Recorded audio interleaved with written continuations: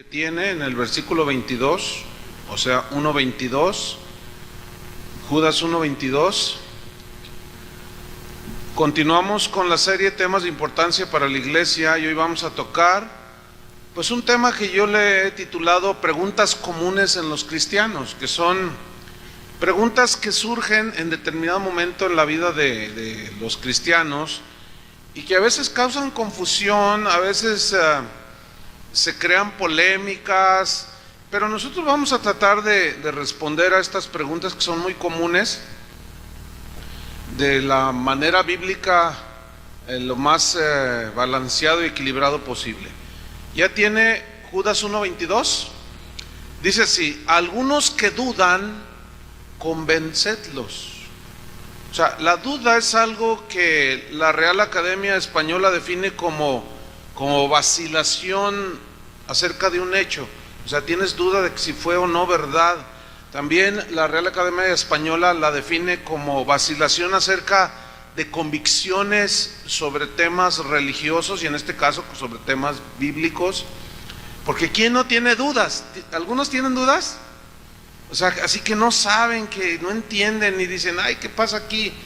Bueno, dudar es un rasgo humano, ¿sí? Todos dudamos. Es una característica que todos los seres humanos tenemos. Allí en Mateo 28 dice que cuando Jesús resucitó, dice que cuando le vieron resucitado, le adoraron, pero algunos dudaban. Fíjate, caminaron con él, lo vieron morir, lo vieron resucitado y lo miraban y decían, pero ¿estaré soñando? A ver, pellízcame. Ya ven que la Biblia dice que Juan le dijo a Pedro, a ver, pellízcame. Dudaban. Son cosas que por nuestra imperfección humana nosotros llegamos a dudar. Entonces miren, hoy vamos a tratar de responder algunas de las dudas más comunes en los cristianos, pero déjeme decirle un principio. Miren, la Biblia es un libro de principios, ¿cierto? Principios sobre los que basamos nuestras vidas, o sea, la voluntad de Dios expresada en su palabra. Hay múltiples mandamientos que son bien específicos, como no matarás, no robarás, o sea, son muy específicos. Pero hay ocasiones, hay cosas que a Dios le desagradan, pero que la Biblia no las trae ahí, de una manera específica, sino que en los mismos principios que la Biblia enseña va implícito que hay muchas cosas o algunas cosas que a Dios no le agradan. Por ejemplo, nunca se me olvidará cuando alguien me mandó un correo y me dijo, si usted me demuestra que la Biblia dice que no fume marihuana, dejo de fumarla, gloria a Dios. O sea, era un cristiano que fumaba marihuana.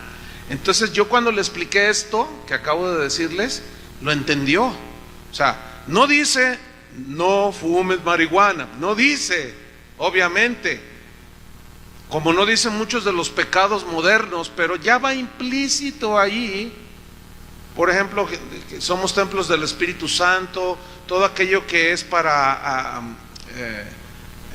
agraciar a la carne o agradar a la carne de una manera egoísta, pues todo eso es pecado. ¿Me expliqué?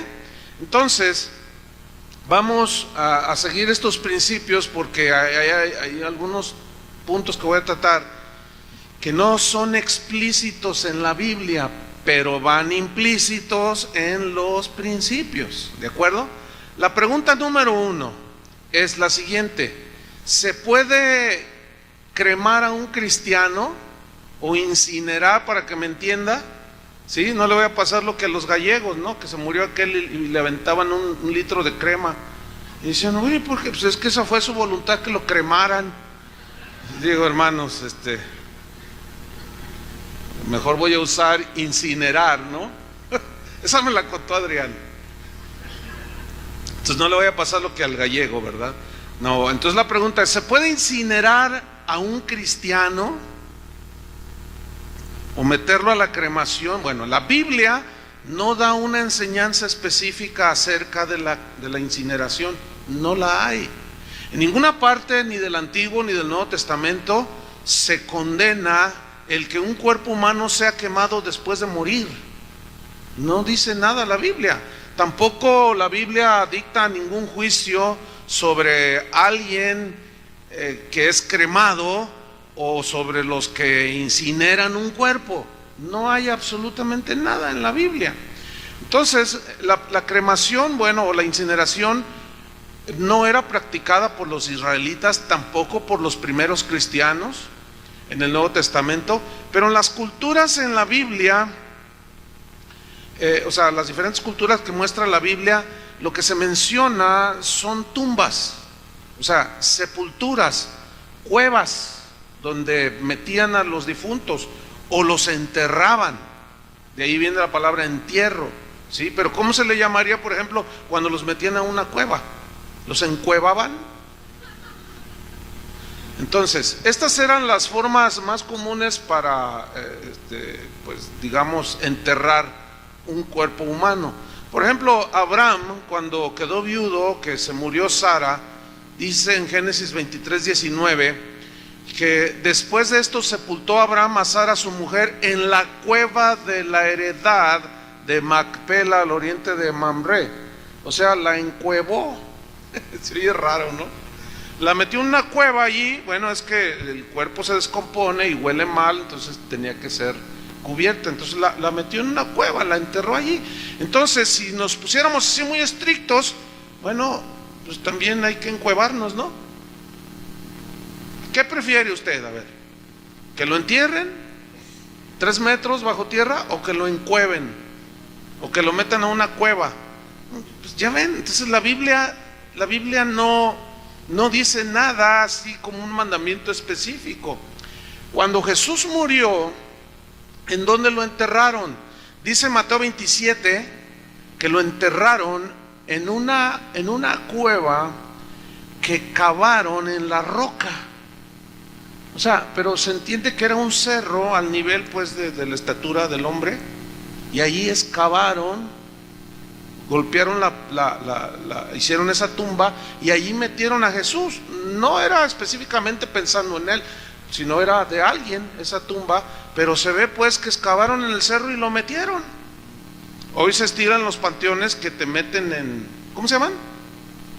Gavetas, ¿sí? Te meten así, puedes en fin. Entonces, en el Nuevo Testamento, en ninguna parte ordena que o trata el punto de cómo es que deben ser tratados los cuerpos de los difuntos, creyentes o no creyentes. No dice nada, pero por sentido común se entierran, porque se descomponen y huelen, y luego muchas bacterias, en fin. Entonces la pregunta ¿es la cremación o la incineración algo que puede considerar un cristiano, que se haga con su cuerpo o que decidan hacer con el cuerpo de algún familiar? Bueno, algunos cristianos ponen objeción a la práctica de la incineración. Dicen, no, ¿cómo? Somos cristianos, dicen. Bueno, sí somos cristianos, pero ¿cuál es su base de ellos? Bueno, la base de ellos, que ponen bajo la cual fundamentan su objeción a la cremación, es que dicen que Dios resucitará nuestros cuerpos. ¿Cuántos saben que así será? ¿Verdad? Entonces ellos dicen, bueno, si lo queman, entonces ¿cómo va a resucitar el cuerpo? Pero a todos estos hermanos se les olvida que en Génesis 3 Dios le dijo a Adán, polvo ¿qué? Eres, y al polvo volverás. Entonces cuando incineran a alguien, ¿qué le entregan? Menos de eso no se puede entregar. Entonces podemos decir que la incineración es una aceleración hacia en lo que finalmente terminará nuestro cuerpo, siendo polvo. ¿Sí? David en el Salmo 103 versículo 14, él dice, porque Dios conoce nuestra condición y se acuerda Dios que somos ¿qué? Polvo. Somos polvo. Entonces el hecho de que el cuerpo de un cristiano sea incinerado, sea cremado, pues no representa ninguna dificultad para que Dios lo resucite, ¿o sí? No, Él es todopoderoso. Los cuerpos de los cristianos que murieron hace miles de años, 2000 años, recordando un poco a los mártires del primer siglo, pues ya son polvo, ¿o no? Entonces, ¿cómo los va a resucitar el Señor? ¿Qué hay con los cristianos que murieron quemados pero a manera de sacrificio?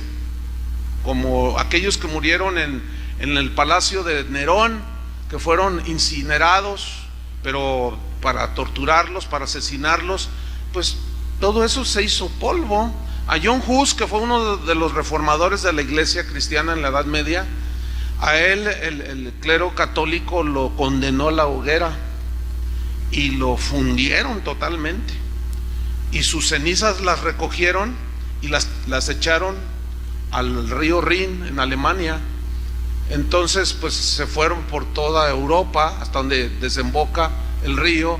Entonces ¿cómo va a recoger Dios las cenizas, el polvo? ¿Tú crees que será algún problema para Dios? Definitivamente no. Entonces Dios es capaz de levantar los restos de una persona que ha sido cremada o incinerada y que ha muerto en algún incendio, porque también hay creyentes que se han muerto así y ya nunca los encontraron. ¿Por qué? Porque pues se hicieron polvo.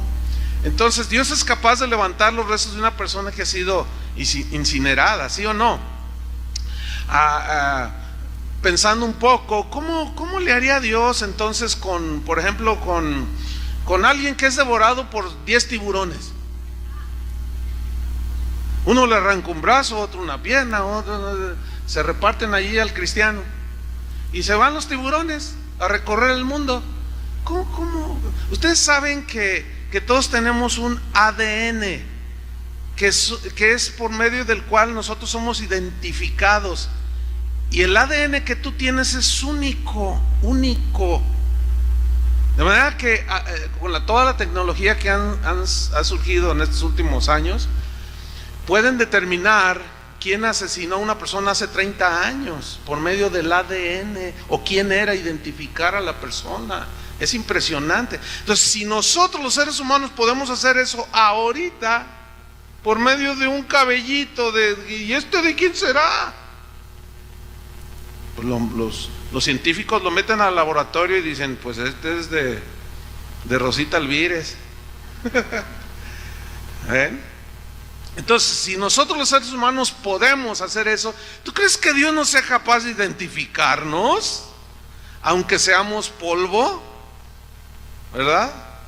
O que por ejemplo, cuando hay explosiones, como por ejemplo en los aviones que se estrellaron en las Torres Gemelas, bueno, murieron más de 3,000 personas. Algunos ni los encontraron. ¿Saben por qué no los encontraron? Porque literalmente desaparecieron. Y déjame decirle, había un buen número de cristianos que murieron allí. Entonces, la pregunta sobre el entierro o sobre la cremación, en realidad está y cabe dentro de lo que es el terreno de la conciencia y de la libertad cristiana. ¿Me explico? Es decir, si yo quiero que me incineren, bueno, pues muy yo, ¿no? Pero siempre va a haber gente que va a decir, no. ¿Y por qué no? Pues es que no, yo creo que de enteritos al pozo. Bueno, tú enterito. Pero no puedes tú obligar a otros ni condenar a otros que decidan hacerlo. Esto queda a la conciencia de cada quien.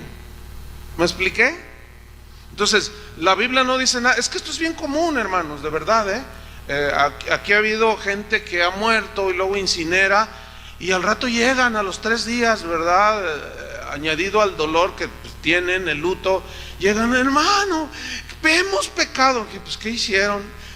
Pues quemamos al hermano, a mi papá, pues sí, lo incineraron. Pues sí, no, pues es que nos dijeron unos hermanos que es el peor pecado que hemos cometido. ¿Dónde dice? Entonces cálmense. ¿no? Déjenlos. ¿Por qué me miran así? ¿Están muy pensativos? O, ya sé, están pensando que nunca se van a morir. Y bueno, esto también entra en el asunto de la donación de órganos, de las transfusiones de sangre. Ustedes saben que los testigos de Jehová, para ellos es un pecado por una muy malicísima interpretación de que la Biblia dice que no comerá sangre. Fíjense, este es un tema bien interesante, porque la sangre de Cristo nos dio vida. ¿Sí o no? Entonces, si alguien está muriendo y necesita una transfusión porque una herida y perdió 2 litros, necesita una transfusión de sangre, y mi sangre es recibida por esa persona que está moribunda, y yo le dono 1 litro, qué sé yo, pues es un acto así como de darle, porque la vida está en la sangre, ¿no? Entonces es como darle de mi vida. Pero fíjense qué interpretación tan más atroz, tan más descabellada tiene esa secta de los testigos de Jehová. ¿Sí sabían eso? Que ellos no, porque ellos lo hacen semejante a que se comen la sangre. Nada que ver, por el amor de Dios. ¿Cuántos de ellos han muerto en las salas de terapia por esa aberración, verdad? No, pues es como el dinero. Yo les he explicado esto. El dinero simboliza todo tu trabajo, ¿no es cierto? Porque tú invertiste tu fuerza, tu inteligencia, todo. Entonces cuando tú le das a tu familia, a alguien que está en necesidad, dices, toma, te regalo esos 1,000 pesos, tú le estás dando parte de tu vida, ¿no? Entonces un testigo de Jehová no debería de recibir ayuda de nadie, porque también se está comiendo la vida. Entonces, nada que ver. Nada que ver. Respecto de la donación de órganos, ¿puede un cristiano donar órganos? Bueno, a mi juicio sí. Lo mismo, mi respuesta sería conforme a los principios de la Biblia. ¿Puede un cristiano ser cremado? Sí. ¿Puede un cristiano donar su sangre? Sí. ¿Puede un cristiano donar sus órganos? Es el mismo principio de la vida. Imagínate que, te lo voy a plantear de esta manera. Imagínate que tienes un hijo de 15 años. Tú, o sea, tú que me estás escuchando, tú tienes un hijo o vas a tener un hijo, y un día necesita un trasplante de riñón. O sea, tengo que ponérseles de esa manera porque hay algunos que no les alcanza, no alcanzan a elevar el pensamiento más allá del egoísmo y del fanatismo. Entonces ahí tienes un hijo de 15 años y el doctor te dice, la única manera en que su hijo se salve, y tu hijo es bien inteligente, saca puros 10, es buen hijo, todo lo que un padre quisiera de su hijo. Entonces te dice el doctor, la única manera de salvar la vida de tu hijo es donándole un riñón. Él necesita una donación. Si alguien le dona un riñón, le regala la vida. Entonces le dice el doctor, ¿usted estaría dispuesta, o al papá estaría dispuesto a donarle un riñón a su hijo? Aquí hay casos de gente que lo ha hecho, pero también me he dado cuenta de gente que dice, no, yo completito, así como me hizo Dios, así completito. Pero fíjate, dar parte de, o sea, porque, bueno, obviamente dona el que muere, ¿no? ¿Y a dónde se va todo eso que es el cuerpo? ¿En qué se convierte? En polvo. Entonces ahora, ponlo en la balanza de los principios de generosidad, de altruismo, de bendecir a otros. Ponlo en la balanza. ¿Y qué prefieres? ¿Un riñón que esté vivo y que le pueda dar la vida a alguien, o que se haga polvo?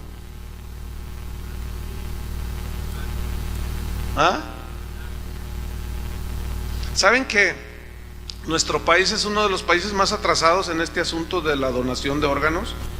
Pero lo lamentable es por la corrupción de nuestras autoridades. Fíjense que yo era donador de órganos, hasta cuando fui a renovar mi licencia de nuevo, sigue siendo donador de órganos. Le dije, no, ya no. ¿Por qué? Le dije, pues ¿cómo quiere que sean donadores? Los gobernantes que tenemos, ¿supieron el escándalo en el hospital civil que hubo? O sea, enriqueciéndose los médicos. Qué penosísimo, lamentabilísimo todo eso.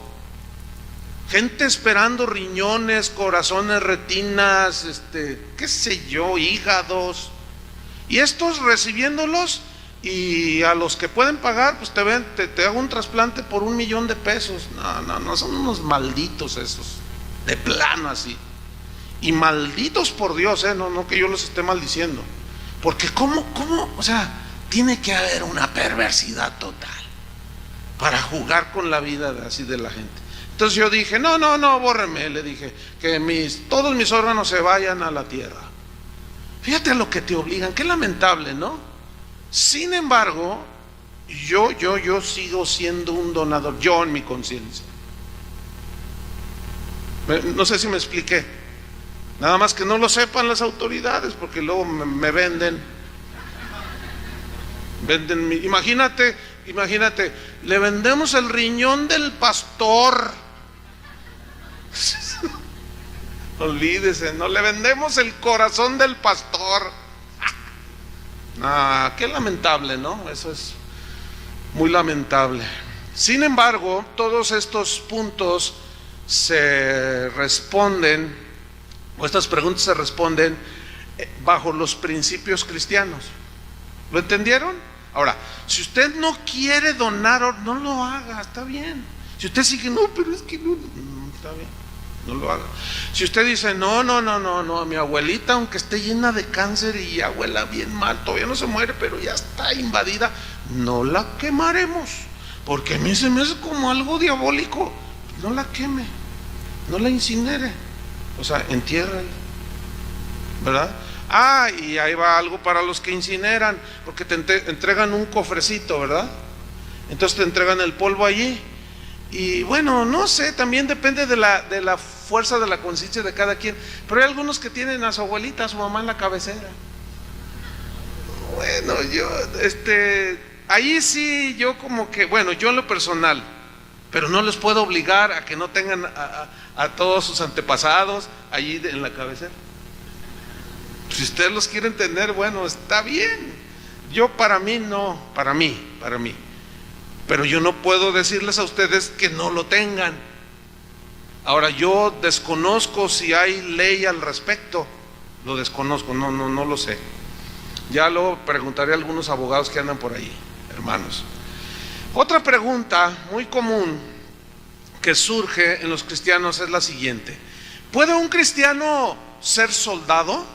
Pues sí puede, ¿o no? ¿Qué somos los cristianos?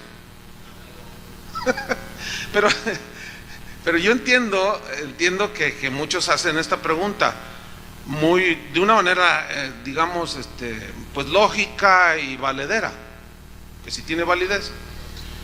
Dicen, ¿puede un cristiano ser soldado? Bueno, la respuesta es sí puede.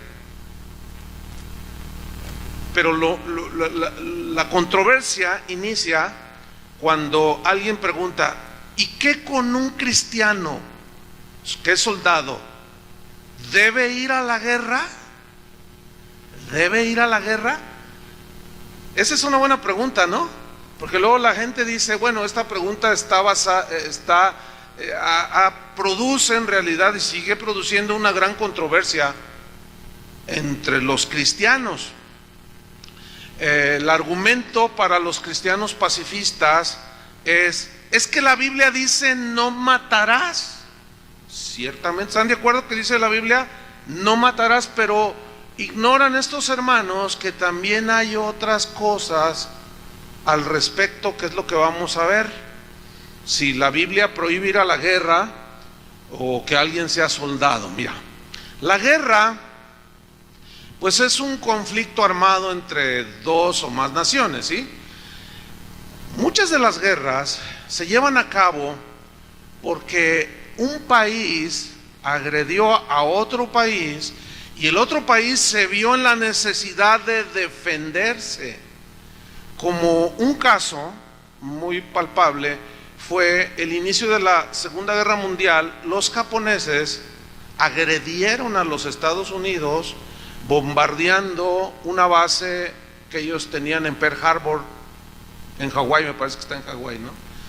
Y entonces los Estados Unidos, al verse agredido, se vieron forzados a repeler la agresión y se armó una guerra, ¿sí? ¿Qué con eso? A ver, ¿se vale defenderse o no se vale defenderse?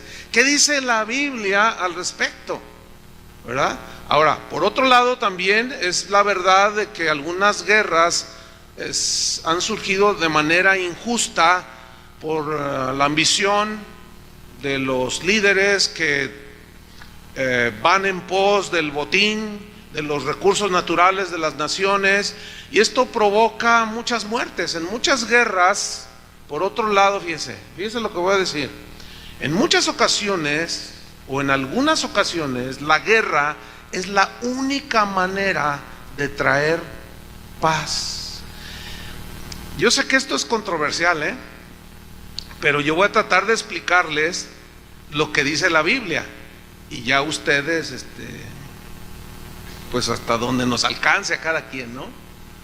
La pregunta entonces, si un cristiano puede ir a la guerra, la respuesta es sí, y yo les voy a explicar por qué. Ok, el asesinato es una forma ilegal de quitar la vida. ¿Están de acuerdo con eso? El asesinato es malo, matar a alguien es algo equivocado. Y cuando las naciones van a la guerra, esta guerra se declara como ilegal algunas veces por razones que son inmorales. O sea, se dice que una de las guerras de Estados Unidos, una de tantas que han participado, en el caso de Irak, la invasión a Irak fue por el petróleo. Pero bueno, se dice, a mí no me consta, no he tenido lo suficiente tiempo de investigar, pero muchos aseguran que así es y que tomaron de pretexto que Saddam Hussein y todo eso. Bueno, supongamos que así fue, por robarle el petróleo y quedarse con él. Bueno, esa es una manera inmoral de hacer la guerra, ¿entiende? Pero por ejemplo, cuando nos invadieron los Estados Unidos aquí en México, o cuando nos invadieron los franceses, bueno, ¿teníamos el derecho de defendernos? Sí, bueno, entonces, ¿cómo Dios ve la defensa cuando alguien te agrede?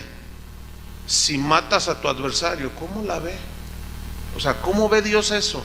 ¿Será algo que delante de Dios es justificable? Entonces se podría considerar que una guerra inmoral es una forma de asesinato a mansalva, por ambición, y que no es aceptado por Dios. Pero también podemos aplicar el principio de que puede haber una guerra que moralmente es legítima para el que se defiende, ¿sí? Como en el caso de nosotros que fuimos invadidos, pues nos defendimos. Cuando llegaron los españoles, ellos venían por el oro, aunque los españoles dicen que no es cierto, pero bueno, ok, ahí muere. Porque una vez estando en España yo les mencioné eso, no es verdad, no, está bien. Estábamos ahí en Barcelona y luego fuimos allí a la orilla de la playa, está una estatua de Colón apuntando hacia el Nuevo Mundo y es de oro. Les dije, mira, ahí está, ¿cómo no? Ahí está. Dicen, ay, pastor, se salió con la suya. Le dije, no, pues. Entonces, los indígenas se defendieron y mataron a alguna. ¿Se acuerdan de la tristemente célebre Noche Triste? ¿Sí? Del señor Hernán Cortés, que pues, le pusieron una recia, que los exterminaron a ese contingente de soldados. Pero los indígenas, al verse ellos agredidos, tuvieron que defenderse. Entonces, el asunto es fíjate bien, tú eres cristiano ahorita, bueno, se supone, ok, vamos a creer que sí que somos. Entonces tú entras a tu casa y está ahí tu hija de 16 años Pero cuando resulta que tú entras a tu casa, oyes ruidos así como de trifulca y te asomas y ves que está un tipo allí queriendo violar a tu hija y tú eres cristiano, ¿qué harías? ¿Saben qué me han respondido algunos hermanos? Yo le predico. ¡No inventes! No, sí, ya te quisiera ver en esa situación. Miren, por naturaleza, Dios también puso algo en nosotros para una autodefensa. Hasta en los animalitos hay ese instinto de autodefensa. Ellos ven un peligro y no son como nosotros. Ellos le corren y nosotros... Fíjate, ellos son... Pero es que su instinto, como es sin razonamiento, ellos sienten el peligro y corren. Y nosotros razonamos y decimos, no me pasa nada, mira, fíjate, no, ¿verdad? Porque desafiamos. Pero ese instinto de autoconservación y de preservar la vida es algo inherente en todos los seres creados. Inclusive, fíjate, hasta en algunas plantas de esas que al toque se cierran, las tocas tú y luego tienen pues un aparato de autodefensa, ¿no? Como protegiendo su vida.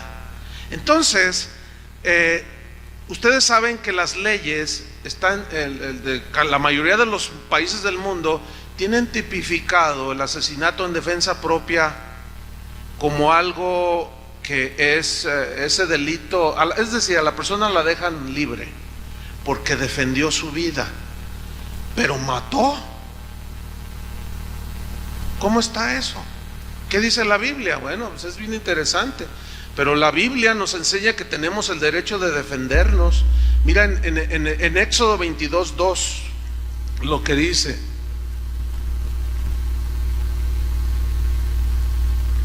ciertamente hay un texto que cuando Jesús dice, si alguno te dan una mejilla, ¿qué? Ponle la otra. Un cristiano le dijeron, oye, ¿por qué hiciste eso? No, pues yo hice lo que Jesús dijo. Si te dan una mejilla, ponle la otra, pero nomás dijo una vez. pero bueno, ahorita vamos a aclarar ese asunto. Éxodo 22:2, ¿ya lo tiene? Dice así: si el ladrón fuere hallado forzando una casa y fuere herido y muriere, el que lo hirió no será culpado de su muerte. ¿Qué tal, ¿Qué tal? ¿Qué les parece eso? ¿Se les hace interesante? Porque es en defensa propia, ¿sí? Entonces, si tu hija está a punto de ser violada y ahí lo encontraste, entonces tú entras al cuarto y ves aquella escena, te vas a hincar y te vas a poner a orar, o vas a reprender al diablo. Como algunos dicen, yo voy a reprender al diablo, dicen. Pues el diablo no es el que, no, pero el diablo es el que está detrás del cuate ese, pero el cuate ese no es humo, será polvo, pero ahorita está vivo. Entonces se te viene encima con un cuchillo. ¿Qué vas a hacer? O sea, ¿te puedes defender? Sí, te puedes defender. Entonces te tira un cuchillazo, pero como tú eres karateca, pues entonces lo agarras y empieza la lucha, y en esa lucha ruedan y como en las películas, y se le clava al ladrón el cuchillo. Entonces llega la policía, investiga y se dan cuenta que fue en defensa propia y tú sales libre. Delante de Dios, ¿qué onda? Pues si Él mismo lo está diciendo, porque fue en defensa de tu vida. Entonces, si un cristiano es soldado, y ahí está, entonces es agredido y a él lo envían a una misión. Por ejemplo, hay soldados que están combatiendo y guerreando el narcotráfico, ¿sí o no? Y si un cristiano, a un soldado que es cristiano, le toca liquidar al Chapo Guzmán, hasta un premio le van a dar y lo van a ascender a capitán, qué sé yo. o a general.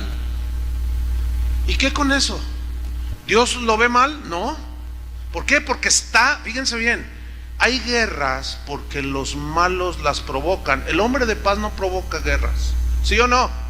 Pero cuando el malvado provoca guerra, es justo que los justos también se defiendan. Por eso yo dije hace un momento que hay ocasiones en que solo la guerra es el medio para que haya paz en un país. De hecho, hermanos, nosotros vivimos en un país donde se produjeron guerras en el pasado, la revolución, la independencia. Toda esa gente, por ejemplo, todos los independentistas, esa gente que consumó la independencia de España, bueno, ellos dieron su vida y eso fue una guerra, hermano, ¿sí o no? Entonces, muchos de esos, de los que hoy, no les alcanza a poner en los principios todo esto que estamos viendo, simplemente se cierran, no somos pacifistas nosotros, no, que la guerra es del diablo y que no sé qué, ellos se les ha olvidado que la paz, entre comillas, paz social que vivimos como país independiente viene desde hace 200 años, ¿cierto o no? Mucha gente que dio su vida, pero tuvo que haber guerra para combatir la injusticia y el que pisotearan y el yugo de los españoles sobre los mexicanos y los latinos, pues, o los indígenas que habitaban aquí. Entonces, de una manera justa se defendieron, pero guerrearon. Y esa guerra hoy nos tiene, ¿cómo? En paz. Digo, esto es entre comillas, ¿no? Nos tiene en paz. Pero fue justo pelear por libertad, ¿sí o no? Dios nos hizo libres. Entonces, si alguien quiere esclavizar, pues es justo que el esclavizado trate de luchar por su libertad. Entonces, miren lo que dice también aquí en Deuteronomio 19:10. Deuteronomio 19:10. Aquí habla una instrucción de Dios a Israel para que no derrame sangre inocente. ¿Y qué es derramar sangre inocente? Sangre, en la guerra, ustedes saben que en las guerras hay lo que se llama crímenes de guerra. ¿Cómo está eso? ¿Han oído eso de crímenes de guerra? O sea, ¿cómo está eso de que crímenes de guerra? Si una guerra se trata de matar al adversario. El crimen de guerra consiste básicamente en que, por ejemplo, están peleando dos naciones y se rinden 15 soldados y sacan la bandera, ¿verdad? Entonces, entonces los amagan, hínquense, ¿verdad? Entonces el sargento o el capitán dice, liquídenlos. Entonces saca la pistola y a cada uno en la cabeza, Esos son crímenes de guerra, ¿me entiende? Porque no murieron en combate. Y dentro de los ejércitos, las milicias de los ejércitos del mundo, o sea, los más disciplinados y adiestrados, condenan terminantemente eso. Ustedes saben que ha habido escándalos de soldados norteamericanos, ingleses, de todo. Ahorita ya acaban de legislar aquí en México que los soldados no se pasen de sus funciones, porque esos llegaban y mataban. Ahorita que andan en la guerra contra el narcotráfico, pues algunos se rendían. Hay testimonios de eso, o gente inocente que iba pasando por allí y se agarraron a balazos y pues una de las balas, hay varios casos, un montón de casos así, hirió a una parejita que iban ahí, lo hirieron a él. Entonces se resguardaron allí. Cuando liquidaron, ellos miraron que liquidaron a los narcos, incluso algunos ya heridos llegaban y ¿verdad? Entonces la esposa de este hombre herido salió y dijo, está mi esposo herido, y que la matan. ¿Y dónde está que lo mataron? Aquí estoy en México en este año.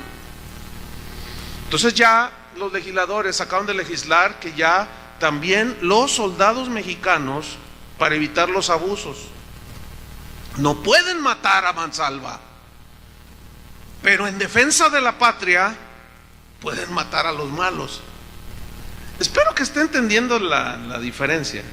Yo sé que algunos, yo ya es lo que más puedo explicar, hasta ahí me alcanza. Y hasta donde le alcance a usted, que a fin de cuentas, pues no, ¿cuántos van a la guerra? Aunque déjeme decirle, aquí hay soldados en esta congregación y también hay policías. Una vez un hermano soldado me dice: oiga, pastor, fíjese que pues yo soy soldado. Ah, no me diga así. ¿Cuántos años tiene ese soldado? No, ya como 15 años. Le digo: ¿y dónde estás destacamentado?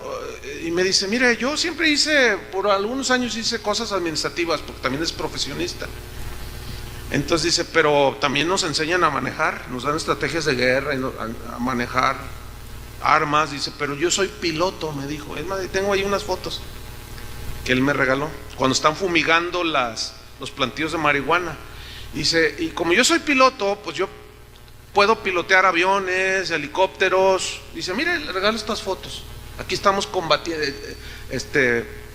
fumigando sembradíos de marihuana, acá por Culiacán. Dice: mi pregunta es esta, pastor. Pues a mí me destacamentaron para el combate al narcotráfico. Según me dijeron, por mi pericia en pilotear. Bueno, ok. Entonces estoy ahí. Entonces se arma la cosa bien fea, pastor. Dice: porque los narcos tienen armamento de primera, tienen armamento sofisticado, inclusive, que pueden tumbar un helicóptero fácilmente. De hecho, han tumbado un montón, pero no salen las noticias, como se dan los cerros para apaciguar a la gente. Pero tienen unos armamentos impresionantes. Dice: entonces, pues yo soy cristiano. Dice: tengo 4 años que recibí a Cristo y yo bien entregado al Señor. Dice: entonces, pues cuando me destacaron ahí, pues el primer enfrentamiento que hubo, pues nos empezaron a tirar desde abajo. Entonces, en las ventanillas, en las puertas derecha e izquierda, van otros 2 soldados con metralletas. Entonces ellos iban disparando, y si yo tengo en mis controles un accionar para disparar una metralleta, y me la mencionó, pero unas balas de este tamaño. Entonces dice que pues él miraba cómo salen los fogonazos y cómo las balas pegan, rozan. Y dice que le decían los otros soldados: tírale, ¿por qué no disparas? Dispara porque nos tumban. Y si yo voy ahí: Señor, ¿qué hago? Señor, ¿qué hago? Entonces me dice: ¿qué hago, pastor? Le digo: pues tírales. Y luego me dice: ¿de veras? Le digo: claro. Le digo: a ver, ven. Y me tomé el tiempo y le expliqué todo esto que le estoy explicando. Y me dice: mire, pastor, le estoy sincero, yo ya lo había estudiado, pero todavía me quedaba una duda. Entonces, cuando le dije: no, tú estás defendiendo al país, ¿sí o no? Probablemente sin saberlo estás defendiendo a tus hijos de caer en las drogas, combatiendo a los malandrines. Y cuando yo le empecé a explicar, dice: no, pues la semana que entra, pastor, la semana. Le dije: no, mira, tírales, porque si no te van a tirar a ti, te van a tumbar, los van a tumbar. Tú vas de frente, ellos van cubriendo los costados, pero tú vas, como vas conduciendo, tú vas al frente, tú vas viendo porque vas allí adelante, y tú me traes: no, le voy a apretar, dice. ¿Ven? Interesante, ¿no? Fíjense que si aplicamos estos principios que yo estoy mencionando a la guerra, pues vamos a concluir que la guerra es justificable cuando es en defensa propia, ¿sí? Y cuando es para proteger al inocente. Por lo tanto, un cristiano puede alistarse en el ejército, pero bajo estas condiciones y este entendimiento. Fíjense que en la Biblia, abran su Biblia ahí en Números 33:50, y ahí vamos a ver que la guerra no es algo que Dios, es algo que, la guerra injusta Dios la reprueba, pero la guerra justa Dios la apoya. Fíjense qué cosa, lo que estoy diciendo. Yo sé que esto me va a generar un montón de críticas, pero bueno, de alguna manera se tienen que tratar estos asuntos, ¿no? Si el otro día que en uno de los temas yo mencioné algo así bien leve, recibí un correo que si se los leo, ese cristiano me estaba haciendo la guerra. ¿Cómo es posible que usted promueva la guerra? A ver, ¿cuándo les he promovido la guerra, hermanos? Lo que pasa es que es de esos pacifistas ignorantes. O sea, está bien ser pacifista, pero ya quisiera yo ver a ese pacifista que agredieran a su esposa y él se quedara viendo, que reprendiera al diablo y nomás siguiera la violación, y que atara al diablo y que llegara otro y también le violara a su esposa y él se quedara allí. Fíjate, si hasta por no denunciar un asesinato así a mansalva te haces cómplice, fíjate nada más. Ahora imagínate un cristianoide de esos pacifistas, ¿verdad? Pues péguenle, pues yo soy del Señor. No inventes, compadre. Tienes que hacer. Miren, yo tuve un maestro del seminario, de mis mejores maestros, y un día llegó, nada que ver con la clase, pero ya sacó su Biblia. Dice: a ver, les voy a hacer una pregunta. Dice: ¿qué harían ustedes si llegan a su casa, meten la llave y se encuentran con un ladrón con tus cosas a punto de salir? A ver, ¿qué harían? No, pues empezó, ¿verdad? No, pues yo reprendo al diablo. ¿Y tú qué harías? No, pues yo me hinco y me pongo a orar. ¿Y tú qué harías? No, pues yo lo reprendo a él. Te reprendo, arrepiéntete en el nombre de Jesús. Y dice: pues yo no hice nada de eso. Dice: porque anoche entró uno y si me lo tuve que surtir.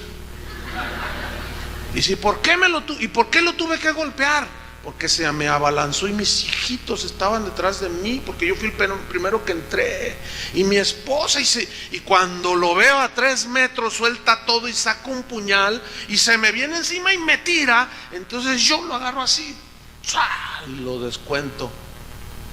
Dice: le rompí la nariz y le llamé a la policía.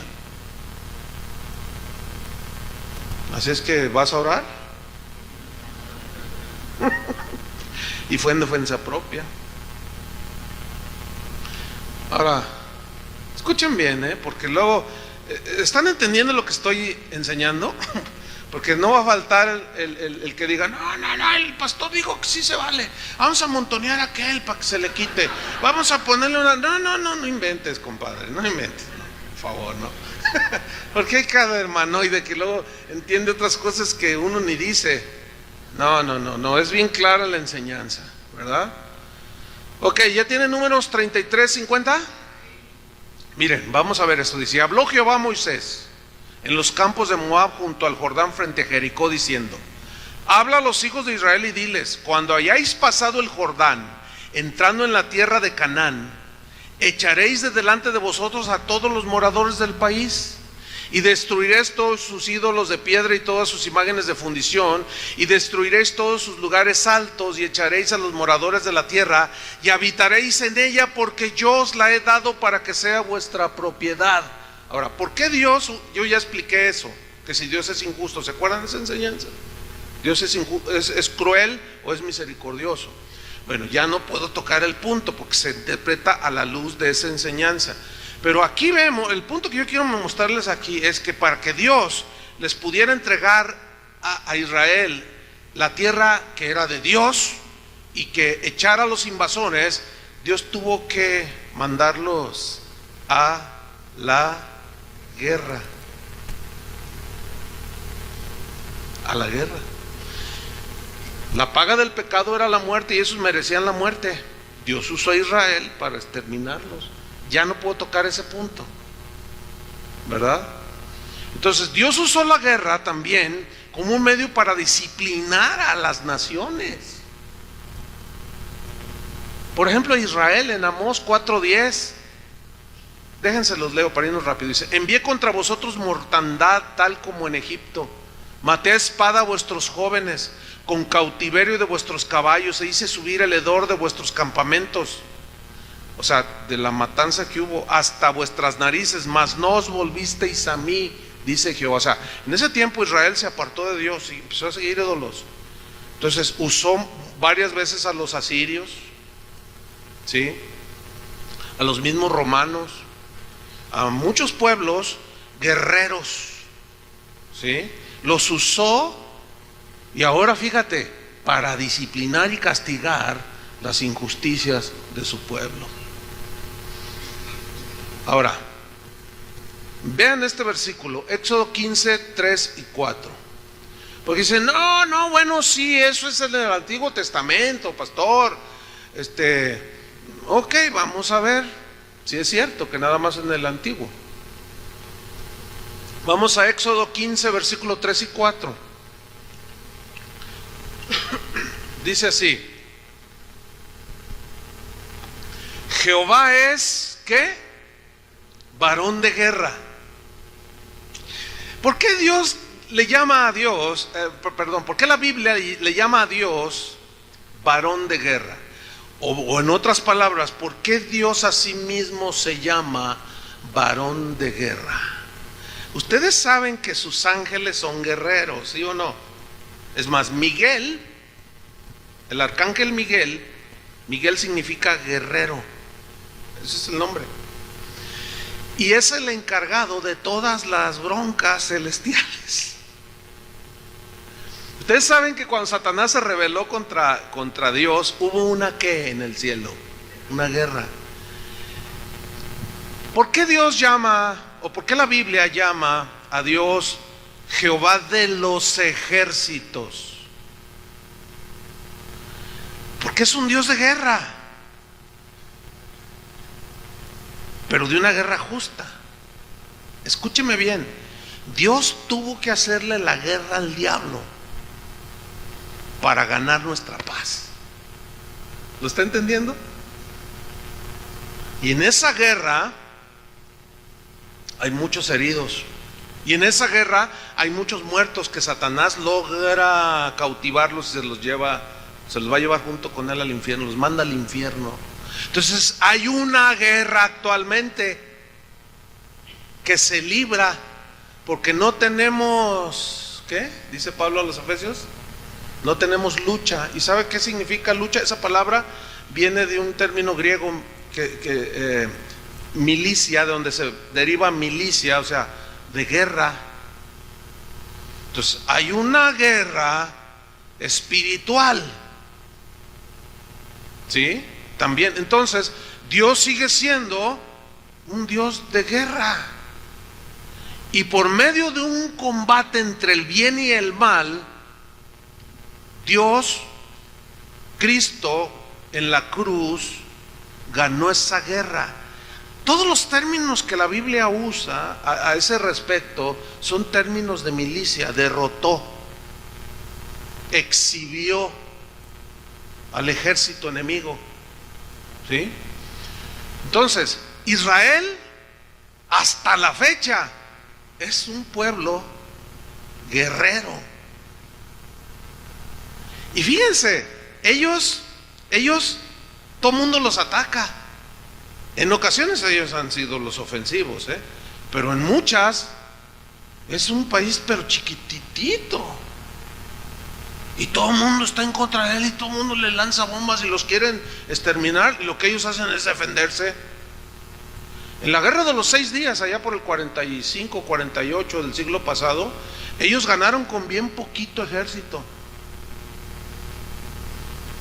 Y yo vi un programa espectacular donde entrevistan a algunos generales, ya ahorita algunos murieron, que eran generales, que cuando fueron a la guerra en ese año, cuando otra vez Israel volvió a ser nación oficialmente, pues no se explicaban cómo un ejército tan limitado en armamento y tan pequeño en número hizo corretear a ejércitos 3 veces mayores que ellos. Y hay testimonios, yo vi en ese documental, de los enemigos que decían que miraban las colinas de Israel llenas de ejércitos. ¿Cuál ejército? ¿Se acuerdan cuando Eliseo va caminando y sale de pronto así de la colina el ejército? Creo que eran los asirios, no me acuerdo bien. El enemigo, para no equivocarme. Entonces Giesi, el siervo de Eliseo, se detiene y dice: ¡Hey, amo! Le dice: ¿qué es esto? Todos estos nos van a destruir, son son muchos, no podemos contra ellos. Y Eliseo bien tranquilo, y le dice, tranquilo, tranquilo, más son los que están con nosotros que los que están con ellos. Y dice, pero no veo nada. Y miraba él todo el ejército enemigo. Entonces Eliseo ora a Dios, esto está en Primera de Reyes, y le dice, Señor, ábrele los ojos, ábrele los ojos. Dice que Jehová abrió los ojos espirituales, obviamente, y vio las colinas de esa tierra llenas de los ejércitos de Jehová. Y dijo, ahora sí, ¿qué traes? Hermanos, Dios sigue siendo un Dios de guerra y siempre va a defender a su pueblo Israel. Pero cuando ellos de manera injusta han abusado, Dios se los hurte a ellos también, porque es un Dios justo. Entonces, si un cristiano se enlista y lo mandan a combatir al narco y mata 25 narcotraficantes, lo hizo de una manera justa. Yo sé que son términos un poco difíciles, ¿no? Porque los pacifistas dicen, es que ni una sola muerte se justifica. Bueno, entonces a ver, ¿qué onda con Miguel Hidalgo y Costilla? Con Morelos. Entonces, mejor cállate la boca, ¿no? O sea, sus argumentos se les caen. Porque ¿cómo puedes hablar así? Entonces estás diciendo que no se justifica por nada que hayan muerto todos los que consumaron la independencia. Estás hablando en ignorancia o te faltan argumentos.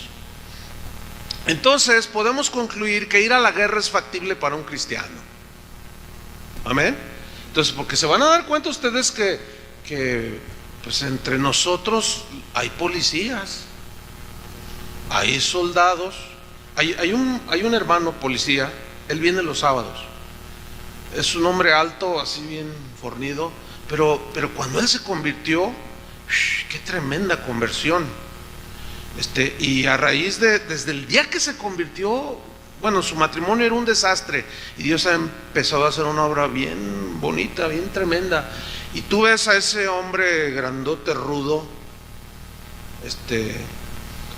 con un corazón bien diferente, pero es policía. Dice, mire pastor, antes, bueno, yo combato a los malos, dice, pero pues antes usted sabe, si no era sin ser cristiano, pues hace un montón de cosas uno. Dice, pero ahora ya no solo combato a los malos del otro bando, sino a los malos del bando de uno, dice. Porque ahora pues me traen a carrilla porque yo ya no extorsiono, ya no, pues que decomisan $500,000 de pesos, ¿verdad? Unos narcos, y entonces sale en el periódico que eran 50,000 pesos, pero ya se los repartieron por acá, ¿no? Dice, eso me está causando problemas. Yo nunca le he dicho que se salga. ¿Por qué? Les voy a decir por qué. Lucas 3:14. Vamos a ver lo que le dijo Jesús a los soldados romanos que creyeron en él, porque hubo soldados romanos que creyeron en Jesús y lo siguieron. Si ser soldado implicaba desagrado a Dios, Jesús les hubiera dicho, ¿no? Cuando le preguntaron lo que le preguntaron, vamos a leer Lucas 3:14. También le preguntaron unos soldados diciendo, ¿y nosotros qué haremos? O sea, ellos habían creído. Y les dijo, miren, 3 cosas les dijo, no hagáis extorsión a nadie. Fíjense cómo desde antes los que tienen autoridad son dados a la extorsión. ¿Por qué? Porque como tienen autoridad, abusan de esa autoridad. En otras palabras, Jesús les está diciendo a los soldados, ok, ¿creen en mí? Sí, Señor, nosotros creemos que eres el Hijo de Dios. Ok, en tu trabajo ya no abuses de tu autoridad, ya no vas a extorsionar a nadie. Lo cual nos comprueba de que esa es una condición del ser humano, porque eran soldados romanos. Entonces le dice, no abusen de autoridad, no extorsionen a nadie. Y luego les dice, ni calumniéis. Pero no calumniéis significa a que cuando sucedía un hecho trágico o de asesinato donde se tenía que hacer presente la ley o el ejército, no cambiaran las evidencias en los hechos, como hoy sigue sucediendo en los que tienen esa autoridad. Llega la gente de tránsito porque hubo un choque, venía alcoholizada la señora, que se dio un caso aquí muy sonado, una muchacha alcoholizada chocó y mató a un taxista. Entonces, claro, pues llegó la ley y pues ustedes saben cómo es el asunto, ¿verdad? Venía bien borrachita la muchacha y después salió que no. Pues ya cómo fue el billete, oiga. Entonces imagínate, ¿verdad? Te doy 50,000 pesos y cámbiale allí el dictamen del alcoholímetro y di que yo venía no sé qué. No, dame 100, si no te vas a la cárcel, mija. Entonces, pues si tiene dinero, por eso dicen que aquí en México la ley está a favor del rico, porque pagas y todo está bien. Pues si eres pobre y no tienes, pues no, ni modo, al bote, mijo. Entonces, eso es calumniar, cambiar todo por venderse. Entonces, Jesús les está diciendo, ok, ustedes son autoridad, son soldados, no van a cambiar las evidencias. Y van a calumniar y van a tener por inocente al culpable. Porque hay múltiples casos así. También yo les he platicado cuando voy a las cárceles, eventualmente que cuando visito alguna, que yo hablo con los presos. Hay algunos que efectivamente los tomaron como chivos expiatorios y que en realidad son inocentes, pero les voltearon todo les voltearon porque la otra parte pagó dinero. Eso es lo que el Señor les está diciendo aquí a los soldados: no abusen de su autoridad, ni cambien las evidencias y calumnien diciendo que el inocente es culpable. Y una tercera dice: y estén contentos con vuestro salario. Ustedes saben que uno de los argumentos que dicen los políticos, y lo van a ver ahora que viene para la presidencia y para gobernador, lo van a ver, digo, a los que les gusta estar al tanto más o menos, pero van a salir los políticos, van a decir: yo propongo que a los policías se les paguen salarios de 25,000 pesos para arriba. Por eso roban, porque ganan unos salarios miserables. Eso lo he oído desde que yo era un niño. ¿Saben que el problema no está en el aumento de salario? ¿Saben dónde está el problema? Así les pagaran 100,000 pesos a los policías, seguirían robando, seguirían abusando de la autoridad, seguirían calumniando y dando por inocente al culpable. ¿Por qué? Porque la corrupción está en el corazón. La prueba está: ¿cuánto ganan los diputados? Se sirven con la cuchara grande, millones de pesos, para que ya no roben, roban más. Los escándalos son de cada día, aquí en Guadalajara, y esto es de todo el mundo conocido. ¿Dónde está el problema? El problema está en el corazón. ¿Qué había sucedido con los soldados? El problema no está en ser soldado, el problema está en cómo utilizas la autoridad y cómo tú manejas la defensa o la agresión. Ese es el problema, en el corazón. Ahí está el problema. ¿Se acuerdan cuando una vez llegó allí en Mateo 8 un centurión que era un soldado romano, que tenía a su cargo un montón de soldados, y le dijo: mi siervo está gravemente atormentado, ¿dónde está? Y el centurión le dice: no, tú solamente di la palabra. Yo soy hombre bajo autoridad, tengo soldados bajo autoridad, pero yo también tengo autoridad. Y yo le digo a un soldado: ve y va, ven y viene. Tú solamente di la palabra y mi siervo sanará. Y Jesús y les dice a todos: nunca he hallado en Israel tanta fe. Y era un soldado. ¿Por qué no le dijo, mira, si quieres mis bendiciones, deja de ser soldado, renuncia? No. ¿Por qué? Porque los principios siguen siendo los mismos. Cornelio, ¿quién era Cornelio? Un convertido que era un centurión romano, que Pedro llegó a su casa y le predicó. Y era bien idólatra, tanto que cuando se llegó a la casa de Cornelio, Cornelio se le postró a Pedro y Pedro lo levantó. Pero un ángel se le había aparecido y le había dicho que lo mandara a llamar a Pedro para que le hablara palabras de vida a un soldado. Y la Biblia no ni siquiera hay un asomo de una insinuación para que renunciara o dejara de ser soldado romano.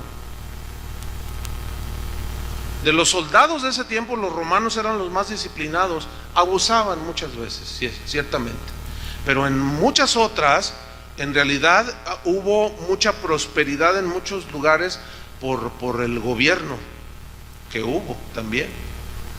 En fin, entonces concluimos. Si alguien insiste que un cristiano no puede ir a la guerra, pues entonces no se enlista en el ejército. Y vas a tener que mantener todo, y cuando tus hijos vayan creciendo y sea tiempo de hacer su servicio militar, pues no los mandes, porque pues eso es del diablo, ¿verdad? O sea, hermanos, mucho sentido común, con los pies bien en la tierra, ¿verdad? ¿Por qué? Porque la Biblia no condena eso, lo pone en un equilibrio realmente sorprendente. No sé si a usted le sorprende, pero a mí me sorprende. ¿Y esto para qué te ayuda? Puedes decir, ¿esto para qué me ayudó, hermano? ¿Para qué no? Porque de ahí surge otra pregunta. ¿Puede un cristiano hacer uso de las leyes? ¿Sí o no? Si ahorita sales y ya no está tu auto, ¿qué vas a hacer? No, pues hay que le beneficie al ladrón, que Dios lo bendiga. No, por ley, escúchame bien, por ley tienes que ir a denunciar. Porque ese auto lo pueden usar para matar a alguna persona importante y lo encuentran, y sobre el primero que van es sobre ti. Pero como eres cristiano, pues no, pues yo se lo dejo al Señor. No. ¿Qué si alguien te quiere despojar de tu casa de una manera injusta? Hermano, ¿puedo contratar a un abogado? Pues claro. ¿O no? Miren lo que dice Romanos, y con esto terminamos. Salió en verso. Vamos a ver lo que dice Romanos y con esto terminamos. Romanos 13, versículo 1 al 4. Aquí está, mire.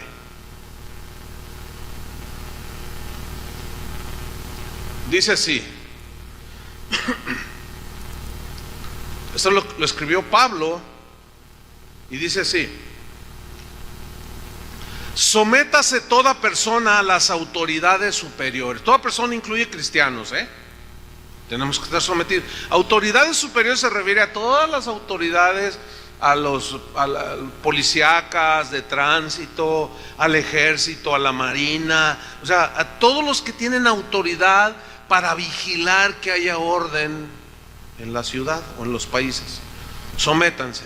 Ahora miren lo que viene, dice: porque no hay autoridad, o sea, no hay ejército, no hay policías, etcétera, sino de parte de Dios. Es decir, que Dios las permitió para que dentro de nuestro salvajismo, por medio de la ley y de la fuerza de la ley, aplaque los disturbios. ¿Entienden? ¿Qué es lo que está aplicando ahorita el presidente de México? La fuerza del ejército para reprimir la maldad de unos malandrines. Entonces no existiría nada de esto si Dios no lo hubiera permitido. Si las hay es porque Dios las permitió. Entonces tiene que haber policías, tiene que haber agentes de tránsito que meten al orden en una ciudad como la nuestra, que es un caos ya. Tiene que haber ejército, tiene que haber marinos, tiene que haber fuerza aérea.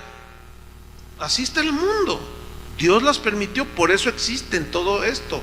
Seguimos leyendo. Porque no hay autoridad sino de parte de Dios, y las que hay por Dios han sido establecidas. Establecidas se entiende, por Dios han sido permitidas. Por Dios han sido permitidas para que haya relativamente civilidad, ¿no? Versículo 2. De modo que quien se opone a la autoridad, o sea, tú oponte a la policía, a la gente de tránsito, a los soldados, dice, de modo que quien se opone a la autoridad, a lo establecido por Dios, resiste o se opone. Entonces, si tú dices, no, que eso del ejército, no debería de haber policía, no debería, y que un cristiano, no, tú te estás oponiendo a lo que Dios permitió. O sea, estás diciendo que tú eres más sabio, que si tú fueras Dios, yo no permitiría. Pero resulta que no, eres triste polvo. ¿O ya se te olvidó? Sigo leyendo. A lo establecido por Dios resiste, y los que resisten acarrean condenación para sí mismos. Aquí no habla de condenación al infierno, sino consecuencias de la rebelión y de no entender que Dios permitió esto. Versículo 3. Porque los magistrados, ¿qué es un magistrado? Los que imparten justicia. Los magistrados no están, bueno, eso dice la Biblia, aunque en la realidad vemos otras cosas, pero ese es otro asunto. Porque los magistrados no están para infundir temor al que hace el bien. ¿Tú le tienes miedo a la policía? A lo mejor dices, sí, bueno, porque hay mucha corrupción, pero vamos a suponer que así todo está tranquilo, bien. ¿Tú le tendrías miedo a la policía? Teóricamente no, al contrario, lo ves como alguien que te protege, ¿no es cierto? Porque si alguien te agrede, alguien quiere robarte o algo, en lo primero que piensas es en ¿quién? En la policía, ¿cierto? ¿Y por qué le llamas desesperado? Policía. Porque sabes que él tiene autoridad para reprimir al malo. Entonces mira, dice que los magistrados no están para infundir temor al que hace el bien, sino al malo. ¿Por qué cuando un policía va así despistado, caminando, así vigilando, y de pronto se echa a correr un mozalbete y el otro va detrás de él? ¡Párate! Y ya lo agarra. ¿Por qué corriste? No, por nada. ¿Cómo por nada? Y lo empieza a esculcar. No, pues las bolsas de cocaína.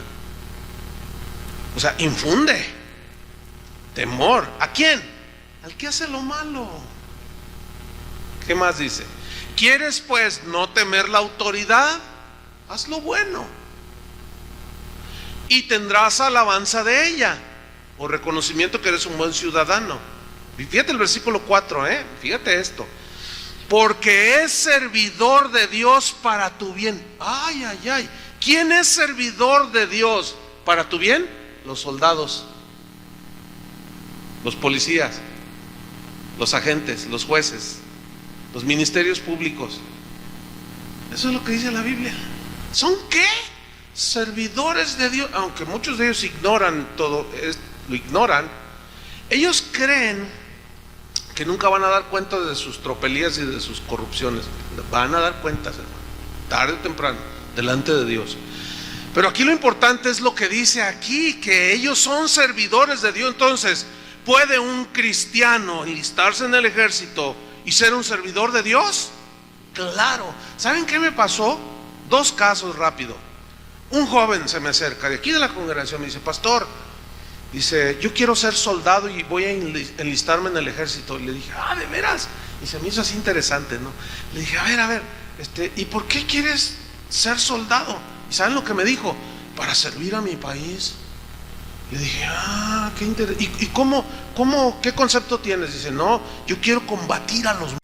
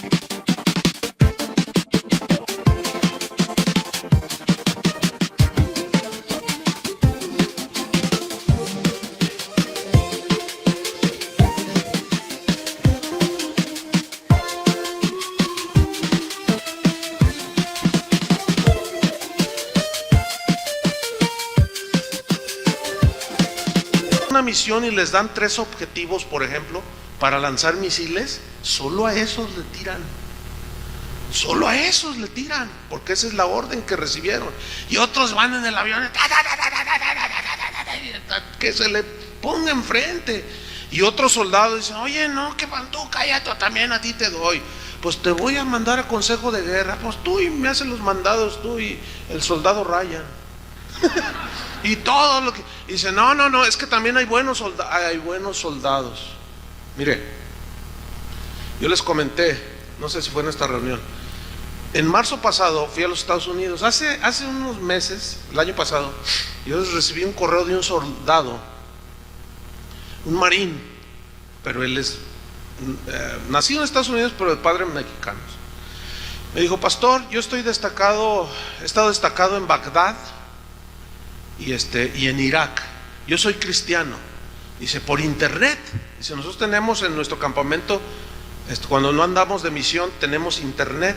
Dice, y yo escucho sus enseñanzas. Dice, ¿sabe, pastor, que tengo un grupo de soldados que yo les he compartido y nos ponemos a escuchar en las noches? Nos dan permiso, porque en el ejército de los Estados Unidos no es tan mocho como el de aquí de México.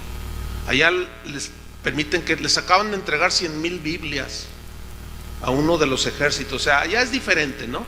Dice, entonces yo quiero decirle, pastor, que hay un rebaño aquí de casa de oración, todos son soldados. Bueno, pues a mí se me hizo interesante y me escribía y yo le contestaba.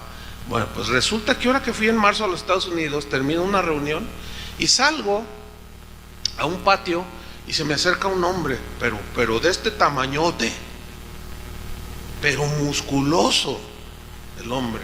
Pues cuando lo vi, dije, este soldado, ¿no? De civil, pero pues el cabello, su manera de caminar. Entonces me dice, pastor. Yo dije, ay Dios.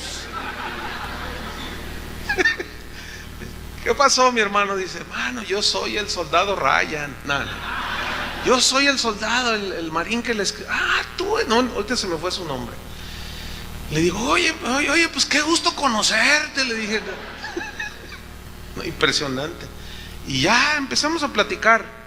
Y ya, pues yo nací acá, pero mis padres son mexicanos y yo me enlisté en el ejército y yo soy cristiano desde joven. Fíjate, tremendo. Y es difícil la vida de un soldado, pero el Señor siempre me ha guardado. El Señor, y me empezó a testificar cosas bien interesantes. Entonces dice, mira, la última guerra que estuve fue en Irak, en algunas misiones que tuve. Dice, mira, hermano, y entonces se me olvidaron, se las quería enseñar, 3 medallas que se ganó